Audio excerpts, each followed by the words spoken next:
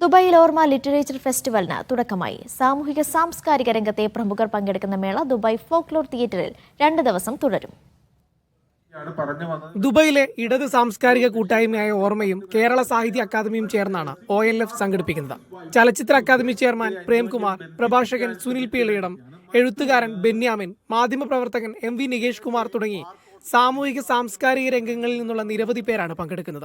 ജാതകത്തിലുള്ള വിശ്വാസം ഇല്ലാതാവാനോ മുഹൂർത്തം ഇല്ലാതാവാനോ അല്ലെങ്കിൽ സയന്റിഫിക് ടെമ്പർ എന്ന് പറയുന്നത് സയൻസിന്റെ ഒരു സോഷ്യലായ സാമൂഹികമായ പ്രസരണം വഴി സംഭവിക്കുന്നതാണ്. ഈ പ്രസരണം സ്വയമേവ ശാസ്ത്രം ഏറ്റെടുത്ത് നടത്തുന്നില്ല.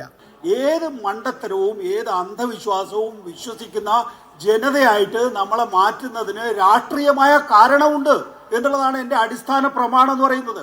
AI കാലത്തെ പിന്നടത്തങ്ങൾ, ജെൻസി എഴുത്ത്, പേപ്പറോ ടാബോ, സിനിമയുടെ വിസ്മയ വിശ്വസഞ്ചാരങ്ങൾ തുടങ്ങിയ വിഷയങ്ങളിൽ വിവിധ സെമിനാറുകൾ, കഥ, കവിത, ശില്പശാല, മീഡിയ കോൺക്ലേവ്, ടോക്ക് ഷോ തുടങ്ങിയവ മേളയുടെ ഭാഗമായുണ്ട്.